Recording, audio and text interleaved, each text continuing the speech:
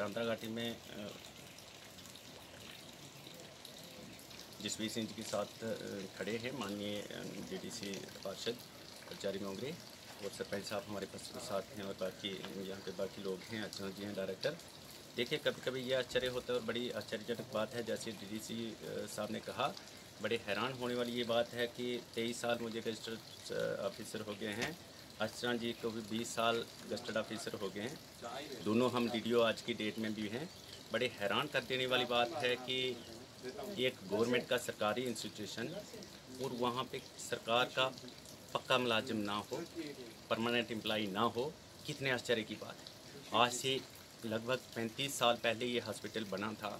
उस समय यहाँ पे परमानेंट फार्मासिस्ट होते थे और सीनियर डॉक्टर से दूसरे नंबर के जो मेडिकल असिस्टेंट होते हैं वो यहाँ पे रहते थे और परमानेंट रहते थे। डे एंड नाइट ये हॉस्पिटल चलता था। मैं कभी ये सोचता हूँ कि हम पीछे आ रहे हैं या आगे जा रहे हैं। विकास की बात अवश्य होती है, लेकिन विकास कहते किससे हैं, ये जो है इसकी परिभाषा नहीं समझ पा रहा हूँ।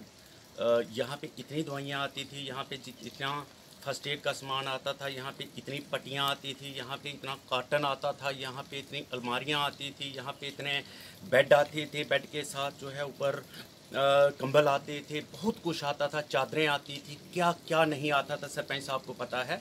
हम यहाँ पे इकट्ठे हो सब कुछ देखते थे, क्योंकि हमारे ये घर के पास ही है, जब तो सभी चीज़ें हम देखते रहते थे, कितना काम चलता था। और यहाँ पे तीन मुलाजिम लगातार यहाँ पे रहे। एक मुलाजिम की बात नहीं कीजिए, मेडिकल असिस्टेंट भी यहाँ पे रहते थे, एनओ भी यहाँ पे रहते थे, एक और असिस्टेंट रहते थे, 3-3 4-4 का जहाँ पे जिस हॉस्पिटल में स्टाफ होता था। आज वहाँ पे हम एक कंट्रेक्चुअल एम्प्लॉय को देख रहे हैं, वो बहुत अच्छा काम कर रहे हैं। हम उनके काम की तारीफ़ करते हैं और जितनी सराहना की जाए उतनी कम। वो हर जगह पर जाते हैं, लेकिन प्रश्न इसमें ये पैदा होता है कि क्या एक सरकारी हॉस्पिटल को, जो इतना पुराना अस्पताल 35 साल का हो, उसको एक कंट्रेक्चुअल एम्प्लॉई के हवाले किया जा सकता है। और कानूनी इसमें पॉइंट है कि क्या दवाइयाँ और सरकारी चीज़ें जो हैं और स्टेटमेंट्स जो है उस पर इनिशियल कौन करता है, उस पर सिग्नेचर कौन करता है और उसको पास कौन करता है, और किस तरीके से उस चीज़ को सरकारी तंत्र में और सरकारी तरीके से उसको एक्सेप्ट किया जाता है। ये बड़ी हैरान कर देने वाली बात है। कहाँ अराइवल चेक होता है,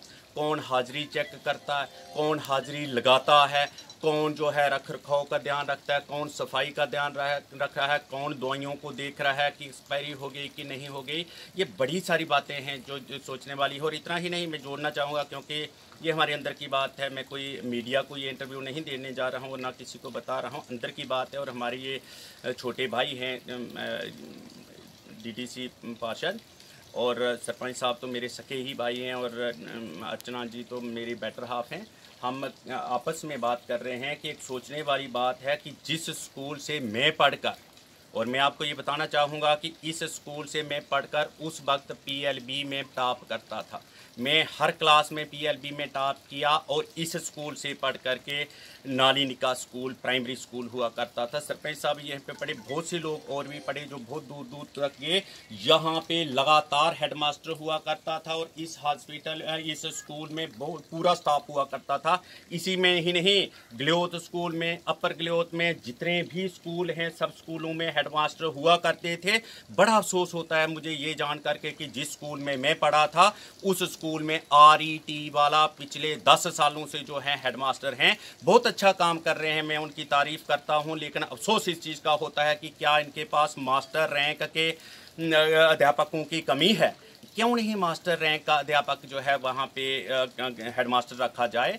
और एक इतना बड़ा इंस्टीट्यूशन, एक जगह पे मिडिल स्कूल, सरकारी मिडिल स्कूल, और दूसरी साइड पे इनके पास हेडमास्टरों की कमी। हेडमास्टर नहीं, मास्टर ग्रेड का कोई भी जो है उसको हेडमास्टर लगाया जा सकता है। बड़े अफसोस की बातें हैं कि छोटी छोटी चीज़ें, मैं पुलिस के अंदर भी कभी कभी देखता हूँ, कुछ चौकियाँ बनी हुई हैं पास भी, तो मैं पूछता हूँ कि आपके चौकी अफसर का क्या नाम है, तो वो बताते हैं कि फ़लाना SPO, फलाना सिपाही है जी हमारा चौकी अफसर। बहुत अच्छी बात है कि आप छोटों को बड़ा अहदा दो, लेकिन कुछ ऐसी चीज़ें होती हैं, लीगली भी ये चीज़ें होती हैं कि नहीं जस्टिफाइड होती हैं। फिर ASI rank, head constable rank, जब बाकी सब इंस्पेक्टर रैंक है, उनका भी कोई ना कोई वो रहता है कि कानूनी तरीके से। मैं तो ये चाहता हूँ कि जितनी भी चौकियाँ हैं वहाँ पे कम से कम एएसआई से ऊपर का अधिकारी हो। अगर गार्ड कहीं पे है तो हेड कांस्टेबल ज़रूर हो। आज भी मैं एक कमांडेंट हूँ और 1000 से ऊपर नफरी को कमांड कर रहा हूँ, 3री बटालियन का कमांडेंट हूँ और ज़िले को भी कमांड किया है। तो मैं ये समझता हूँ कि क्यों नहीं होने चाहिए, और जब हमारे पास होते हैं अधिकारी और वहाँ पे क्यों नहीं होने चाहिए? इसलिए नहीं होने चाहिए कि दूर दराज का इलाका है, इसलिए नहीं होने चाहिए कि कष्ट होता है आने जाने के लिए, इसलिए नहीं होने चाहिए। फिर मड़ुआ दक्षिण में और बाड़वन में कैसे एम्प्लॉइज जा रहे हैं? सरकार एक साइड पे जो पंचायती राज सिस्टम स्थापित हो चुका है, तो हम ये चाहते हैं कि देखिए पंचायती राज में कुछ लोगों को चेंज आए, हम उस चीज़ को, गलत चीज़ को सहयोगी ही भी ना बने और उसी चीज़ को जो है हम जस्टिफाई करते रहें कि ठीक है जनाब जो चल रहा है दूर है, चलो काम चल जाएगा, सुआ लग रहा है, टिक्की मिल रही है, दैट्स इनफ। लेकिन ऐसा नहीं है। हम जो है विकास चाहते हैं और हम जो है नए 21वीं शताब्दी के हिसाब से विकास चाहते हैं, और हमें ये लगना चाहिए कि सरकारी जो अस्पताल हैं और सरकारी जो जितने भी स्कूल हैं, पूरे पीएलबी की बात करूंगा, खाली यहाँ की बात नहीं करूंगा, जितने भी स्कूल हैं क्यों नहीं उसमें हेड मास्टर लगें, और जितने भी हॉस्पिटल में हैं क्यों नहीं उसमें परमानेंट एम्प्लॉइज 24 घंटे रहें। अगर एक नहीं काम चला सकता तो 2 रहें, लेकिन 24 घंटे, अगर 12 बजे भी कोई इमरजेंसी आती है तो उसको फर्स्ट एड मिल सके। यही मेरा कहना था। धन्यवाद।